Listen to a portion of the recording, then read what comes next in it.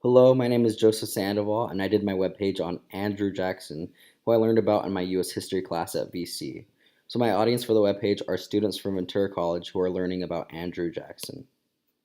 Speaking of audiences, I made sure to keep my audience in mind while creating this webpage, and the biggest way I believe I did that is by providing these study guide questions, because knowing my audience, I know that they care most about grasping the material for the sake of the test.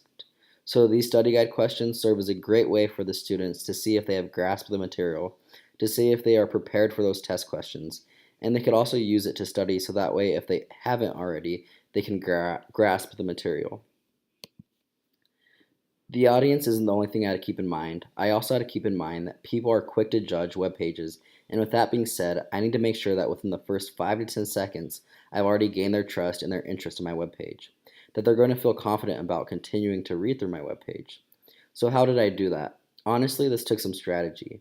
I mean, how do you gain a web viewer's trust in a matter of 5 to 10 seconds? I thought I would do this through the use of psychology, which in this case was to give the viewer a first impression that the material on this webpage would be very easy to understand and it was interesting. So I put the easiest to understand content in the beginning of the webpage, Andrew Jackson presidency. He was the seventh president, he was the first Democratic president, and his nickname was Jackass. That'll be easy to remember. So this motivates the viewer to continue reading more and not be intimidated by the webpage. Speaking of intimidating, there's nothing more intimidating than a text that has so many vocabulary words that you don't understand. So you constantly need to be looking for words in a dictionary or searching for their definition on Google. I made sure to not show off with my high level vocabulary because once again I had to think of my audience. And in this case, my audience are busy college students who don't want to have to put in more work than they have to by having to learn new words. Instead, I used very easy to understand words so that way my audience could easily comprehend the content on my webpage.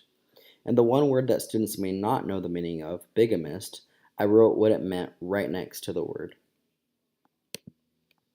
The content on my webpage was also not any longer than it had to be, which is just another thing that helps with tip number 2, motivating my audience to use my webpage. For example, reading Andrew Jackson War Hero takes no more than 30 seconds. The longest part of my webpage is Andrew Jackson Duels, which takes no longer than a minute to read. I made sure not to write thousands of words on my webpage, but a picture could be worth 1,000 words and could teach so much in a matter of seconds. So I made sure to add pictures and videos to illustrate what each section was about. My favorite is the picture of Andrew Jackson at war, because before even reading anything else, you could tell through the picture that Andrew Jackson went to war and was a war hero. And the short video I added of Andrew Jackson in a duel is also a great way to reinforce what I have written in that section and further help students to remember that story as it goes hand in hand with the content written above it. I also divided my content into sections by having headers to indicate what each section is about. Here I have the subheading Andrew Jackson presidency, so that way the audience knows that that section is going to be about his presidency. The other subheadings I have are Andrew Jackson War Hero, Trail of Tears, and Duels. I also made the webpage very legible to read by having the font a good size that is easy to read and by not making the text single spaced. As you can see, I also left some white space after the text in each section because I thought having the box closed off right under the text could be an eyesore to some viewers. But I will say that some of the white space, like all of that space in the section to the left, was much more than I would have liked for it to be. But it was out of my control because the left section was forced to be as long as the section beside it. I also wanted to make sure that the text on my webpage was scannable, and I did that through a number of ways. Two of the ways were through tips I already had, which were having subheadings and making the text as short as possible. But even another way I made it scannable was by underlining and bolding keywords in the text, which are the most important words in the text.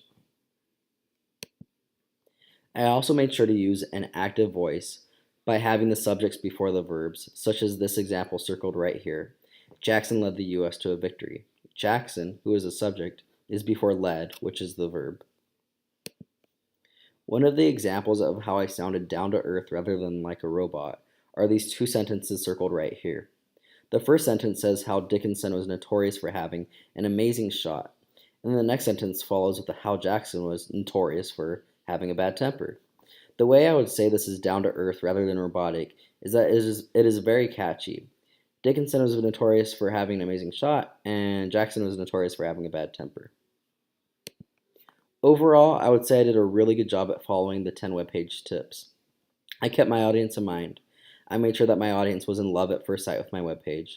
The content on my webpage is understandable to the reader. There aren't any level vocabulary words. I didn't make the webpage any longer than it had to be. I had pictures and a video that went hand in hand with content. I divided the content into sections. I left white space to make the webpage legible. I made the text scannable, had an active voice, and sounded down to earth rather than robotic.